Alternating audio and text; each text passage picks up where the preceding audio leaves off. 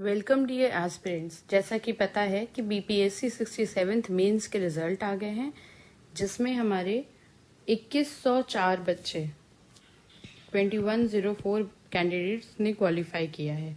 अब मेंस के बाद जो दूसरा इम्पोर्टेंट चीज आता है वो आता है इंटरव्यूज। ये सारे वीडियोस इंटरव्यू में अच्छा परफॉर्म करने और इंटरव्यू की प्रिपरेशन के लिए बनाए जा रहे हैं।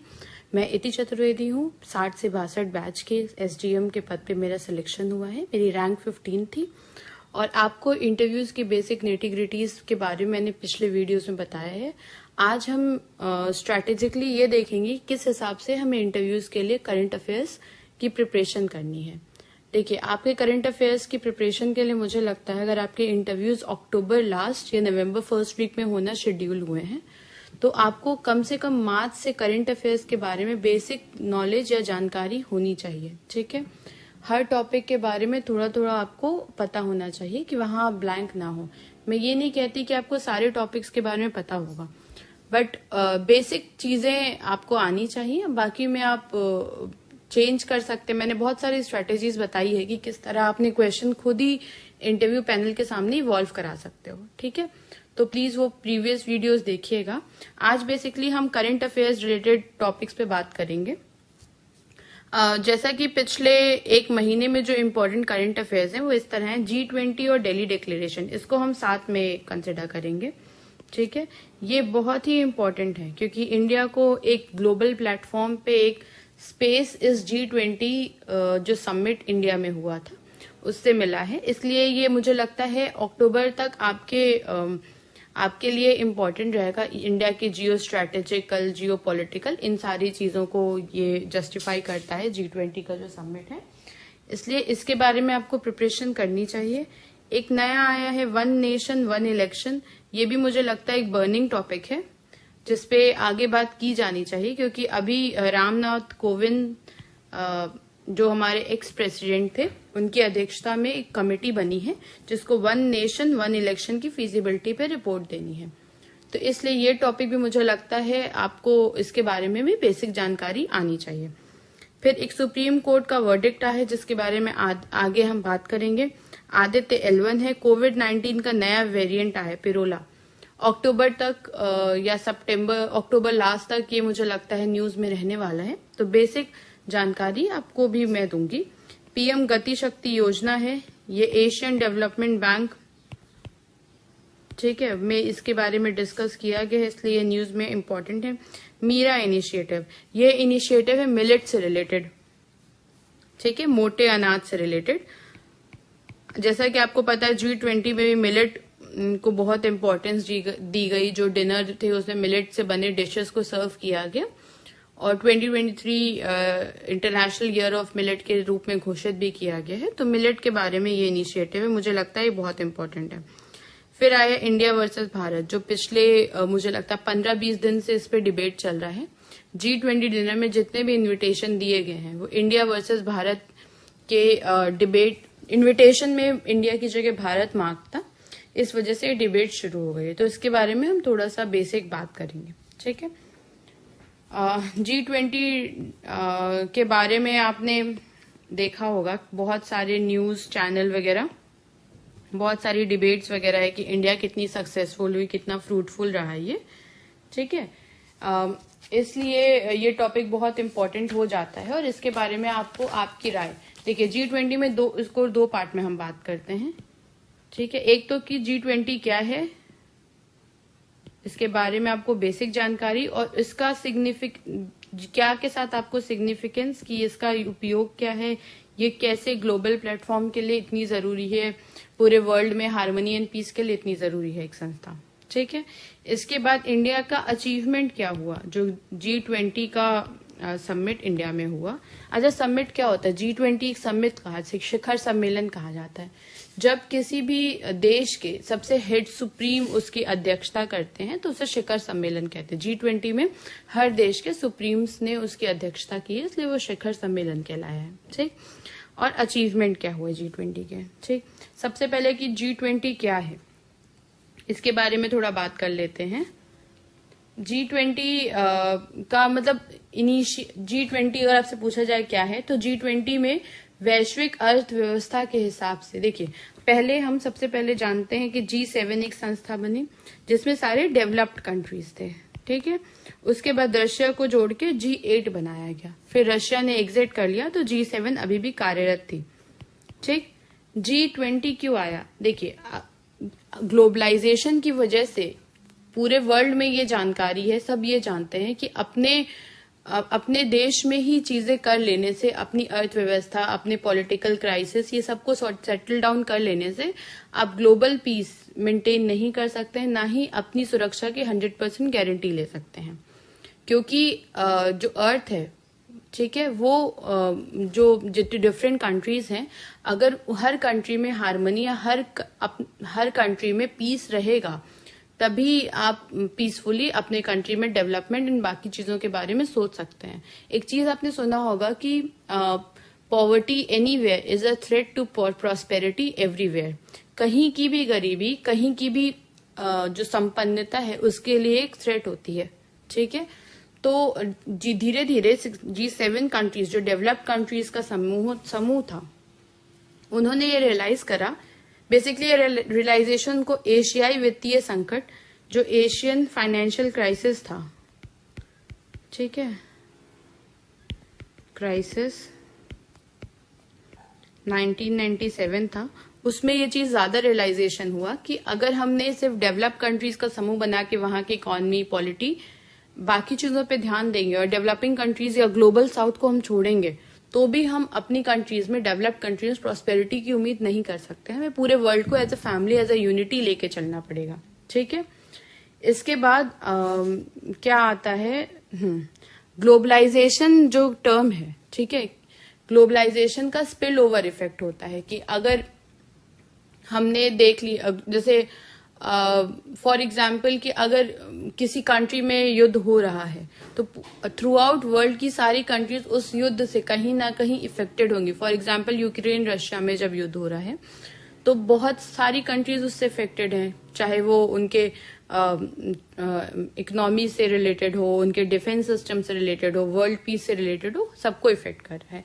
तो ग्लोबलाइजेशन और एशियन फाइनेंशियल क्राइसिस से ये रियलाइजेशन हुआ कि G20 नामक ग्लोबल एक समूह का गठन होना बहुत जरूरी है, जिसमें ग्लोबल साउथ की कंट्रीज रहें, ठीक है।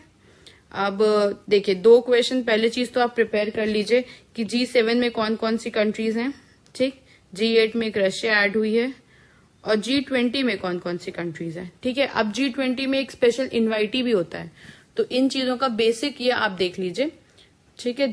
जैसे G7 में कनाडा है, फ्रांस है, जर्मनी है, इटली है, जापान है, यूनाइटेड किंगडम एंड USA है, ठीक। इसके बाद एक दूसरा टर्म जो इम्पोर्टेंट अभी आया है वो है ट्रायोटा, ठीक है, या ट्रायोका। तो अब ट्रायोका क्या है? ट्रायोका 3 कंट्रीज का समूह है। देखिए, जिसने पहले जैसे इंडिया में 2023 में G20 समिट हुआ है, 2024 में कहीं होना है और 2022 में कहीं हुआ है। तो ये 3 कंट्रीज मिलकर ट्रायोका बनाएंगी हमारा, ठीक है। सॉरी, ट्रायोटा नहीं है, ये ट्रायोका है, ठीक है। ये एक इम्पॉर्टेंट टर्म इमर्ज हुआ है, बहुत न्यूज में भी आ रहा है, तो इसलिए मैंने सोचा इसे क्लियर कर दूं। जैसे फॉर एग्जाम्पल 2022 में हमारे इंडोनेशिया में G20 हुआ था, याद करिए, बाली समिट एंड ऑल, ठीक। 2023 में दिल्ली में या इंडिया में हुआ है, जिससे हमें दिल्ली डिक्लेरेशन मिला है। 2024 में G20 का समिट ब्राजील में होना है, क्योंकि G20 के पास अपना कोई सेक्रेटेरिएट नहीं है, कोई हेडक्वार्टर नहीं है। तो जो 3 कंट्रीज होती हैं, पहली, अभी और भविष्य की, ये तीनों कंट्रीज मिलके इसके डिक्लेरेशंस को वर्क ऑन करना, उस डिक्लेरेशंस पे ऐड ऑन करना अगले समिट में, इस पे काम करती, इसी को ट्रायोका कहते हैं, ठीक है। अच्छा, अब 2-3 चीजें आपको पूछ ली जाएंगी। G20 में होता है शेरपा, ये कॉन्सेप्ट आपने बहुत सुना होगा, G20 में ही ये कॉन्सेप्ट होता है। तो पहला पूछा जाएगा कि शेरपा कौन था इस बार के G20 का, तो अमिताभ कांत शेरपा थे। अब अमिताभ कांत का और क्या था, नीति आयोग के CEO थे, ठीक। तो इस तरह से करके बेसिक क्वेश्चंस आप प्रिपेयर कर लिए। शेरपा कौन है, G20 का थीम क्या था, तो थीम हमारा वसुधैव कुटुंबकम था, 1 अर्थ 1 फैमिली 1 फ्यूचर, ठीक है। अब ये कहाँ से उपनिषद से लिया गया, ये सब बेसिक चीजें आपको पता होनी चाहिए ताकि आपको बोलने को बोले तो बेसिक में तो ये आपसे एकदम एक्सपेक्टेड है कि आपको पता हो। ठीक। अब शिखर सम्मेलन मैंने बता दिया क्या है G20। अच्छा हाँ, G20 अगर कहीं पे हो रहा है, देखिए एक दिन का काम नहीं है, जैसे हमने देखा 2 दिन में G20 खत्म हो गया, जी नहीं, ऐसा नहीं है। G20 की बहुत सारी मीटिंग हुई शेरपा की अध्यक्षता में। शेरपा ने जितने भी डिफरेंट कंट्रीज के जो डेलीगेट्स उन्होंने मीटिंग करी, उसके बाद एक कंसेंसस पे आया, उस कंसेंसस को पुट फॉरवर्ड किया गया G20 की जो न्यू दिल्ली में हुआ है उसमें। ठीक है। अब ठीक है, अब क्या क्या मेजर हमारे अचीवमेंट रहे G20 में, उसके बारे में थोड़ा सा मैं आपको जानकारी दे देती हूँ। ठीक है। सबसे पहले तो अब देखिए G20 था, लेकिन एक दिल्ली डिक्लेरेशन में एक एडिशन हुआ है, अफ्रीकन यूनियन जुड़ गया है। ठीक है। अब G20 की जगह वो G21 हो गया है। अच्छा, जो भी कंट्री अध्यक्षता करती है उसके पास एक पावर होती है, वो किसी को भी इनवाइटी की तरह इनवाइट कर सकती है समिट में। ठीक है। इंडिया ने अफ्रीकन यूनियन को बुलाया, अफ्रीकन यूनियन को as a part of G20 बनाया। ये हमारे लिए स्ट्रेटेजिकली, पॉलिटिकली, इकोनॉमिकली और बाकी हमारी सॉफ्ट डिप्लोमेसी को चर्न करने के लिए ये बहुत अच्छा इनिशिएटिव था। ठीक है। एक तो पहले अफ्रीकन यूनियन का इन्वॉल्वमेंट हुआ G20 में, ये हमारे लिए एक जीत है। दूसरा, हमने मॉडर्न जो स्पाइस रूट है उसको हमने रिवाइटलाइज करा, उसको दोबारा से उसको उसकी सार्थकता या उसके सिग्निफिकेंस को G20 में स्टैब्लिश करा। मॉडर्न स्पाइस रूट में आपको पूछ सकता है कौन कौन है, तो मॉडर्न स्पाइस रूट में हमारे इंडिया से मिडिल ईस्ट से यूरोप तक, ये एक मॉडर्न स्पाइस रूट, एक इकोनॉमिक कॉरिडोर है। जैसे one belt one road initiative नहीं था, वैसे ही मॉडर्न स्पाइस रूट एक इकोनॉमिक कॉरिडोर है। ये चाइना के OBOR, one belt one road initiative को काउंटर किया जा सकता है इससे। ठीक है। तो ये भी हमारा एक क्या कहेंगे, विन ओवर सिचुएशन था कि हमने मॉडर्न स्पाइस रूट को रिवाइव करा, रिवाइटलाइज करा। ठीक है। उसके बाद एक और चीज हमारा रिवाइव हुआ है, वो है ब्लैक सी ग्रेन इनिशिएटिव।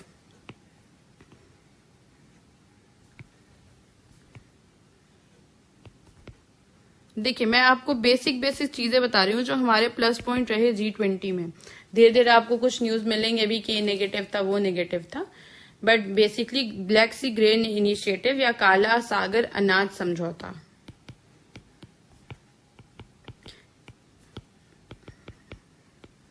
देखिए, मैं बस दो लाइन में बता दूंगी क्या है, उससे ज्यादा आपको जानकारी नहीं चाहिए इसमें। ब्लैक सी ग्रेन इनिशिएटिव क्या है, यूक्रेन और रशिया के वॉर में 2022 में आपने ये बहुत सुना होगा ब्लैक सी ग्रेन इनिशिएटिव। इसमें क्या है कि जो भी ट्रांसपोर्टेशन ग्रेन का हो रहा है, सनफ्लावर सीड्स का हो रहा है, बाकी ग्रेन्स का हो रहा है, वो यूक्रेन से ब्लैक सी के थ्रू जा सकता है। और रशिया उस पे कोई भी, रशिया का ये एग्रीमेंट हुआ है कि उस पे कोई भी हमला नहीं करेगी, किसी तरह की लूट उसमें नहीं इनिशिएट कराएगी। तो ब्लैक सी ग्रेन इनिशिएटिव अभी दोनों की वॉर जब बढ़ गया, बहुत ज्यादा तीव्र हो गया, तो इनिशिएटिव से रशिया ने बैकआउट कर लिया। बट G20 समिट में ये फोरफ्रंट पे रखा गया कि ब्लैक सी ग्रीन इनिशिएटिव रहेगा, क्योंकि देखिए अनाज तो बेसिक मूलभूत सुविधा है, अनाज इकोनॉमी, इससे हम किसी को भी वंचित नहीं कर सकते, चाहे दो देश की लड़ाई क्यों रहो, लोगों को नुकसान नहीं किया जाना चाहिए। ठीक है, लोगों का कोई नुकसान नहीं होना चाहिए। तो इसलिए इकोनॉमिक पैसेज हमें क्लियर रखना ही था। तो रशिया और यूक्रेन के बीच में ये समझौते को रिवाइवल किया गया। एक और बहुत सिग्निफिकेंस है हमारा बायोफ्यूल अलायंस। आपको ये याद होगा इंटरनेशनल सोलर अलायंस जो हमने इंडिया ने फोरफ्रंट पे इनिशिएटिव लेकर कराया। इसी तरह बायोफ्यूल अलायंस के बारे में G20 में इनिशिएटिव लिया गया। ठीक, उसके बाद एक और चीज है जो अभी मैं थोड़ा बताऊंगी इसके बारे में, मिलेट्स के बारे में। इंटरनेशनल ईयर ऑफ मिलेट भी है और इंडिया जो है वो लार्जेस्ट प्रोड्यूसर है मिलेट का, और मिलेट के कितने फायदे हैं सबको पता है। ठीक है, तो मिलेट को बढ़ावा देने के लिए G20 में बात की गई। इसी G20 में एक इवेंट था जिसमें मिशन शक्ति वुमेन के एम्पावरमेंट, वुमेन के economical empowerment healthy physical empowerment, इन सब चीजों के लिए एक इनिशिएटिव है। तो G20 समिट में 2 महिलाओं को उड़ीसा से बुलाया गया। उन्होंने मिलेट के बारे में, उनको उगाने और उनसे संबंधित सारी जानकारी G20 में शेयर की। ठीक है, अच्छा, ये हमारे बेसिक मुझे लगता है इम्पोर्टेंट चीजें थी जो हमको जानकारी होनी चाहिए। 2 कंट्रीज को इंडिया ने इनवाइट किया था। स्पेन हमारा परमानेंट इनवाइटी स्टेटस पे है। 2 कंट्री और, बांग्लादेश और अफ्रीकन यूनियन। अगर आपको ये डाउट होगी G20 में बांग्लादेश तो है नहीं, बट बांग्लादेश की PMI तो वो इनवाइटी थी बांग्लादेश और अफ्रीकन यूनियन से। ये इंडिया की सॉफ्ट डिप्लोमेसी में आएगा। ठीक है, और इसके बाद ग्लोबल हेल्थ पे बात हुई G20 में। डिजिटल इंफ्रास्ट्रक्चर में बात हुई कि जो डिजिटल डिवाइड है, ठीक है, ग्लोबल नॉर्थ और ग्लोबल साउथ में जो डिवाइड है हमारा, लोगों के बीच में जो दूरी है कि नॉर्थ, फॉर एग्जांपल एक एग्जांपल लेते हैं कि जैसे अगर कोई बच्चा मुंबई में हो या किसी मेट्रो सिटी, अच्छी सिटीज में हो, तो वो 5G इंटरनेट सर्विसेज ले रहा है। गांव में अभी तक इंटरनेट सर्विसेज का पेनिट्रेशन ही नहीं है। तो दोनों में डिवाइड है ना भाई। अब दोनों बच्चे पढ़ने में बहुत अच्छे, दोनों बच्चों को आगे लाइफ में बहुत अच्छा कुछ करना है, बट जो शहर में है वो अच्छे से एक्सेस कर पा रहा है इंटरनेट को और ज्यादा अपना ज्ञान का वर्धन कर ले रहा है, लेकिन गांव वाला नहीं कर पा रहा है। इसी को डिजिटल डिवाइड कहते हैं। तो डिजिटल इंफ्रास्ट्रक्चर, डिजिटल डिवाइड पे बात हुई। ग्लोबल हेल्थ पे बात हुई कि जैसे जो हमने वसुधैव कुटुंबकम के एक बारे में बात की, एक अर्थ एक फैमिली के बारे में बात की। ठीक है, इसी तरह ग्लोबल हेल्थ की, आप कोरोना का एग्जांपल ले लीजिए। एक जगह शुरू हुआ, पूरे हर वर्ल्ड, पूरे थ्रू आउट वर्ल्ड में वो फैला। 1 अर्थ 1 फैमिली 1 फ्यूचर। अगर हम ये सोचे कि हम अपनी कंट्री को सुरक्षित करके आराम से रह सकते, तो ऐसा नहीं है। हमको थ्रू आउट वर्ल्ड के बारे में सोचना है। इस चीज को G20 समिट में बहुत बखूबी निभाया गया। ठीक है, अच्छा, G20 समिट से एक इम्पॉर्टेंट चीज और आ जाती है जो मुझे लगता है इम्पोर्टेंट है, इंडिया के इंटरनेशनल रिलेशन से। देखिए, G20 समिट में इंडिया ने कुछ इम्पोर्टेंट चीजें की हैं, जैसे इंटरनेशनल G20 में रूस है। ठीक है, तो सबको लगा था कि इंडिया किसके साइड जाएगा, रूस के साइड जाएगा, रशिया के साइड जाएगा, या यूरोपियन कंट्रीज, यूक्रेन की तरफ जाएगा। इंडिया ने अपने इस अप्रोच को बहुत ही बैलेंस रखा है, जो बहुत काबिले तारीफ है। ठीक है, अब उस अप्रोच में क्या है कि उन्होंने यूक्रेन के लिए 3 चीजें की हैं। एक तो ये किया है कि जो पीस होता है वो किसी की भी एक मूलभूत जरूरत है और वो हर कंट्री को मिलने चाहिए। जैसे comprehensive, just and lasting peace in Ukraine. Ukraine में पीस से कोई कॉम्प्रोमाइज नहीं, हमको पीस यूक्रेन में लाना ही चाहिए और ये सबके लिए मूलभूत है, ये करना है। ठीक, दूसरा ये है कि कोई भी कंट्री किसी और कंट्री के टेरिटोरियल इंटीग्रिटी को हार्म नहीं कर सकती है। कोई कंट्री किसी को इस तरह जाके कैप्चर नहीं कर सकती है, ये गलत है। ठीक है, स्पष्ट, किसी के फेवर किसी के अगेंस्ट में नहीं बोला, बट लाइन ये थी कि refrain from any action that might undermine territorial integrity of other country।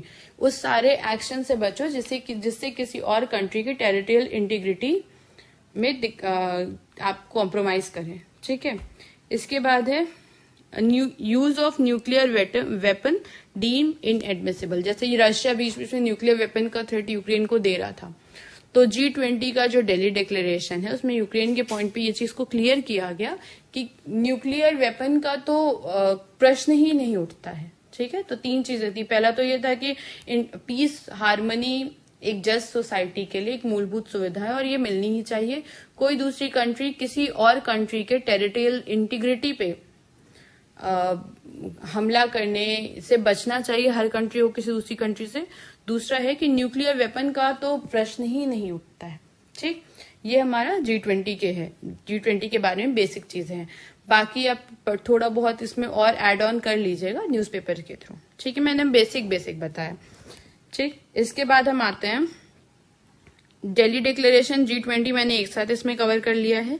इसके बाद हम बात करने वाले हैं 1 नेशन 1 इलेक्शन। ठीक है, जैसे मैंने आपको पहले बताया, रामनाथ कोविंद जो हमारे एक्स प्रेसिडेंट थे, उनकी अध्यक्षता में एक कमेटी बनी है। कमेटी का काम है कि 1 नेशन 1 इलेक्शन की फिजिबिलिटी को जस्ट वेरीफाई करना, और अगर फ्यूजिबल है तो अपना प्रपोजल रखना, ठीक है। अच्छा, इसमें पहला क्वेश्चन क्या होता है, मुझे कमेंट सेक्शन में प्लीज आप बताइएगा कि हमारे चीफ इलेक्शन कमिश्नर कौन है। ठीक, ये बेसिक चीजें तो देखिए जो भी न्यूज में रहेंगी उसमें बेसिक फैक्ट्स आपको पता होना चाहिए। तो चीफ इलेक्शन कमिश्नर कौन, ये बताइए। अच्छा, वन नेशन वन इलेक्शन क्यों इस समय इतना उसमें है, न्यूज में है, इसलिए कि बहुत सारी committees, law commission and all ने वन नेशन वन इलेक्शन का प्रपोजल पुट फॉरवर्ड किया था।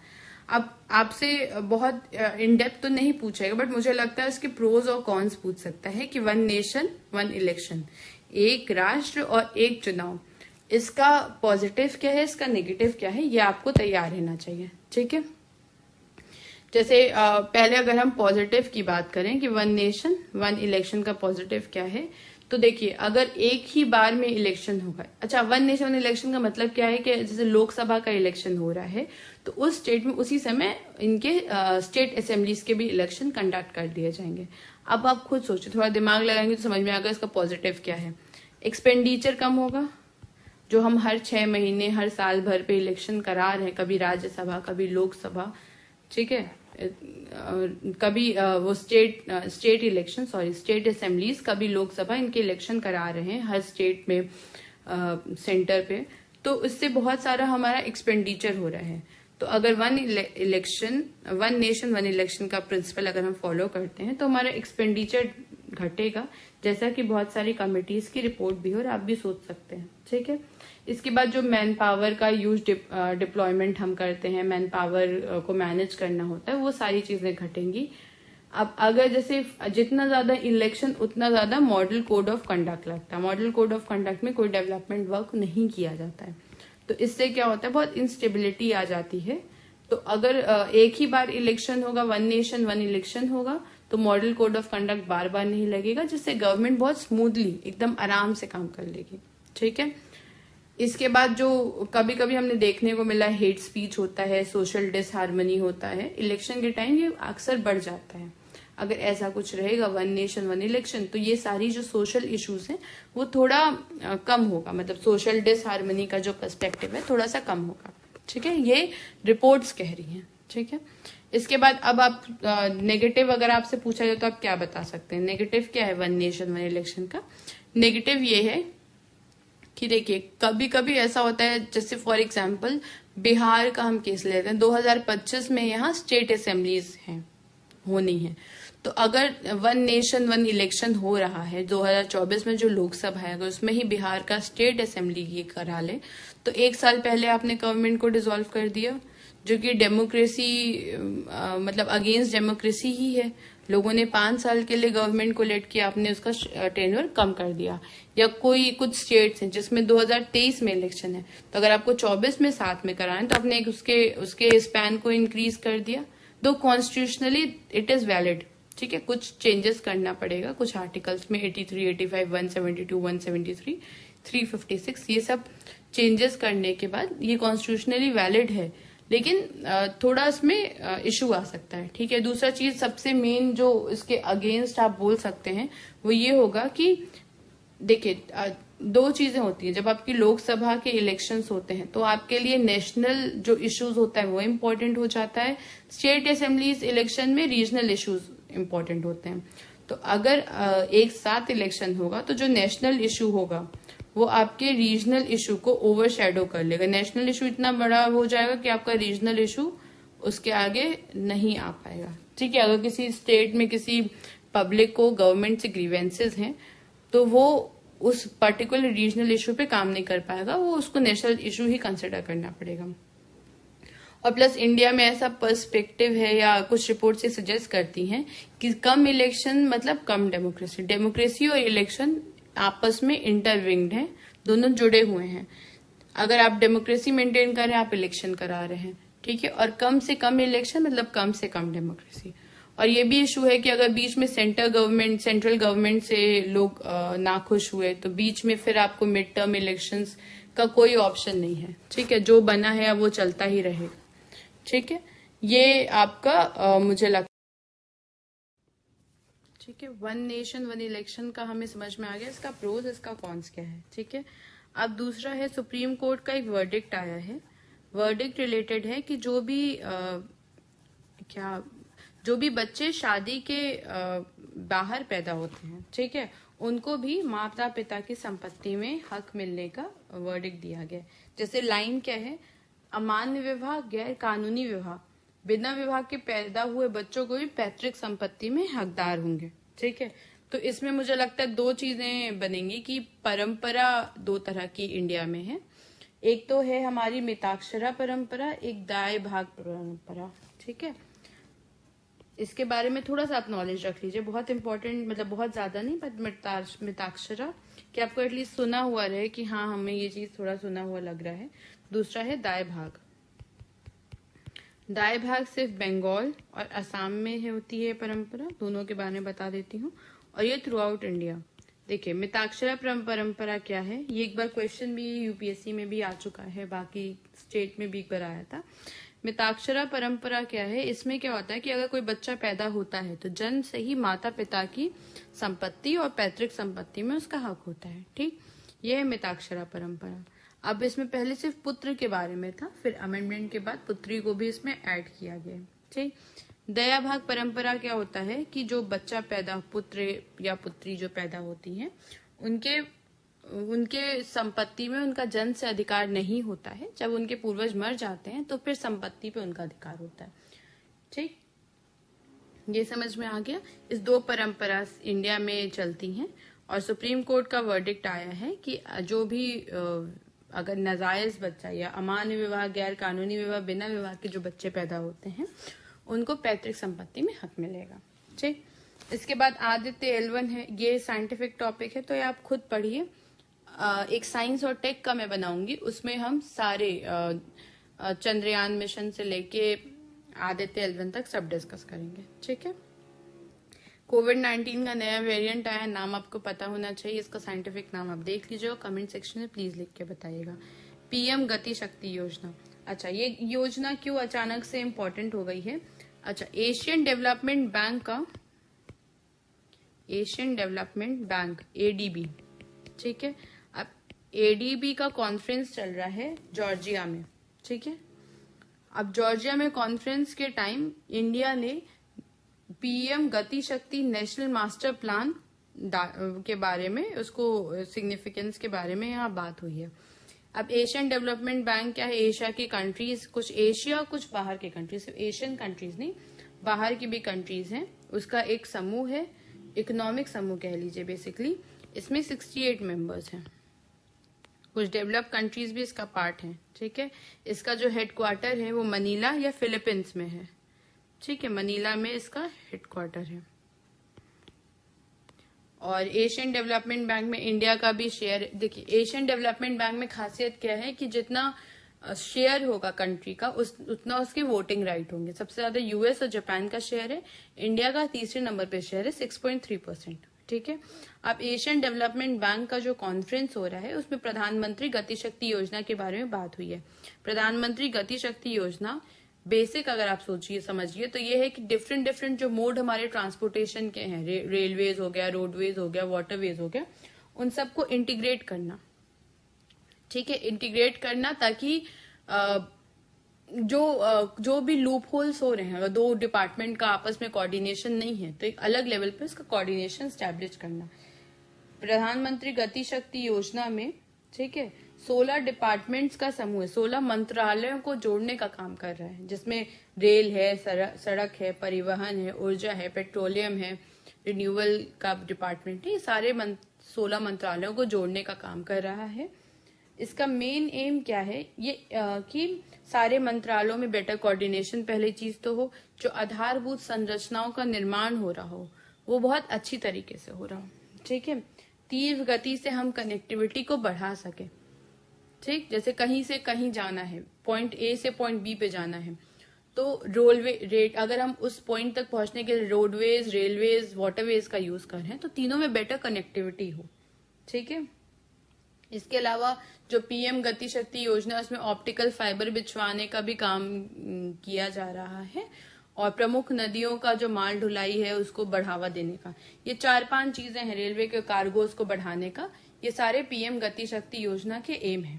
ठीक है, एशियन डेवलपमेंट बैंक में ये पीएम गति शक्ति योजना मास्टर प्लान के बारे में बात हुई है और इसके इम्पोर्टेंस को बता के वैसा ही एक मास्टर प्लान डेवलप करने के बारे में इंडिया का स्टैंड है। ठीक है, इसके बाद आता है मीरा इनिशिएटिव। आपको मैंने पहले बताया G20 में मिलेट्स का बहुत उपयोग किया गया है, इंटरनेशनल ईयर ऑफ मिलेट्स को बढ़ावा देने के लिए।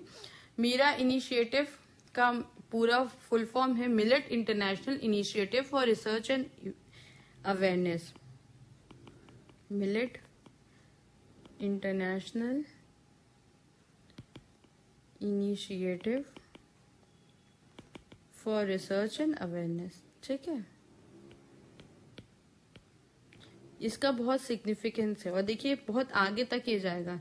इंडिया के सॉफ्ट डिप्लोमेसी में आप इसको डाल सकते हैं, इंडिया के इकोनॉमिक एम्पावरमेंट में आप इसको डाल सकते हैं, सोशल अपलिफ्टमेंट में ये जाएगा। मिलेट पहले मोटा अनाज लोग सोचते थे कि रिच पीपल उसको कंज्यूम ही नहीं करेंगे, गरीबों के लिए है, बट अब ये प्रूव हो गया है कि भाई मिलेट में हर तरह के मिनरल्स, कैल्शियम, सब कुछ है जो हमें डे टू डे लाइफ में चाहिए। अब सब लोग मिलेट को प्रेफर कर रहे हैं और मिलेट को उगाना भी इंडिया के टेम्परेचर के हिसाब से, इंडिया के जो हमारे एग्रो क्लाइमेटिक कंडीशंस के हिसाब से हमारे लिए, इंडिया के लिए बेनिफिशियल है। ठीक है, अब इसमें क्या है, मोटे अनाज के उत्पादन एवं उपभोग को बढ़ावा देने के लिए ये मीरा इनिशिएटिव है। इतना ही आपको जानना है, उसमें बहुत ज्यादा आपको जानकारी कौन कौन से मोटे अनाज ये सब नहीं जानना है। अपनी जगह अगर आपका कोई पर्टिकुलर डिस्ट्रिक्ट, पर्टिकुलर स्टेट है तो अपनी जगह के 2-4 मोटे अनाज का नाम बस जान लीजिए। ठीक है, ये हो गया। इसके बाद एक जापान का मून मिशन गया है, वो भी हम साइंस एंड टेक की क्लास में उसके बारे में बात करेंगे। लास्ट हमारा टॉपिक क्या है, इंडिया वर्सेस भारत का आजकल जो डिबेट चल रहा है। ठीक है, ये मुझे नहीं लगता डिबेट का टॉपिक होना चाहिए, बट आजकल ये इसमें बहुत डिबेट चल रहा है, इसलिए इसके बारे में बात करना जरूरी हो गया है। ठीक है, अब देखिए इसका बेसिक क्या है ये आप खुद देखिए, क्योंकि मैं किसी भी तरह के इसमें कमेंट नहीं कर सकती हूँ, बट आपको क्या वहां कहना है। इंडिया वर्सेस भारत का क्वेश्चन आता तो आपको क्या कहना है, तो आपको ये बोलना है कि जो भारत का संविधान है हमारा, ठीक है, इंडियन कॉन्स्टिट्यूशन है, उसके आर्टिकल 1 के अनुसार, ठीक है, हमारे देश में 2 औपचारिक नाम स्वीकार किए गए, इंडिया और भारत। जहां भारत हमारे पारंपरिक, ऐतिहासिक और सांस्कृतिक विरासत को शोकेस करता है, वहीं इंडिया हमारे आधुनिक एवं वैज्ञानिक दृष्टिकोण को शोकेस करता है। ठीक है, ये आपका आंसर होना चाहिए बैलेंस्ड। आपको इंडिया वर्सेस भारत का डिबेट वहां नहीं करना है, ना ही उसको जस्टिफाई करना है, ना ही उसके अगेंस्ट में बोलना है। आपको सिंपल बोलना है कि इंडिया और भारत दोनों ही चीजें हमारे कॉन्स्टिट्यूशन के आर्टिकल 1 में प्रोवाइड की गई हैं, जहां एक और जो हमारा भारत है वो हमारी पारंपरिक धरोहर, हमारे ऐतिहासिक और सांस्कृतिक विरासतों को दिखाता है, और भारत हमारे आधुनिक, वैज्ञानिक और प्रगतिशील होने को शोकेस करता है। ठीक है, ये थोड़ा बहुत आप इसका देख लीजिए। इसमें बहुत चीजें आपसे पूछी जा सकती हैं कि इंडिया, हिंदुस्तान, इंडिया कैसे हुआ, सिंधु नदी को कहने से हिंदू हुआ, हिंदू से हिंदुस्तान हुआ, ये सारी चीजें बेसिक आप देख लीजिए, लेकिन इसका एक बहुत प्लीज बैलेंस अप्रोच ही रखिएगा। इसके बाद बहुत और भी टॉपिक्स हैं जो मैं टाइम टू टाइम पे आपको बताते रहूंगी, बट इन टॉपिक्स में आप बेसिक जानकारी देख लीजिए। G20 का क्या क्या मेन डिक्लेरेशन में है वो सब देख लीजिए। ठीक है, इसके अलावा सुप्रीम कोर्ट का जो वर्डिक्ट है उसके बारे में थोड़ा सा जानकारी रखिए, बहुत इंपॉर्टेंट तो नहीं है लेकिन आपके इंटरव्यू पर्सपेक्टिव से, लेकिन अब शायद पूछा जा सकता है। ठीक है, अगर आपका सोशियोलॉजी बैकग्राउंड है तो प्लीज तब तैयार रहिए, तब आपको पूछा जाएगा। ये मीरा इनिशिएटिव G20 के लिए इम्पोर्टेंट हो जाता है। पीएम गति शक्ति योजना ADB के में इंडिया के रोल के लिए इम्पोर्टेंट हो जाता है। पिरोला आने वाले न्यूज में इम्पोर्टेंट होगा। इंडिया वर्सेस भारत में बहुत डिबेट नहीं करना है, सिर्फ अपना एक स्टैंड रख लेना है। ठीक है, अब इसके अलावा मैं on a daily basis current affairs के मेन टॉपिक्स के बारे में आपको जानकारी और थोड़ा ओवरव्यू दूंगी। कुछ और अगर आप इनिशिएटिव चाहते हैं तो प्लीज मुझे कमेंट करके बताएं। साइंस एंड टेक पे एक अलग वीडियो बनेगी। ठीक है, और जितने लोगों ने क्वालिफाई किया उनको बहुत बहुत बहुत कांग्रेट्स, और जिन लोगों ने नहीं किया आपको और मेहनत की जरूरत है, बट ये इम्पॉसिबल नहीं है। आप मेहनत करेंगे तो आगे आपका 100% सिलेक्शन होगा। ठीक है, इसी के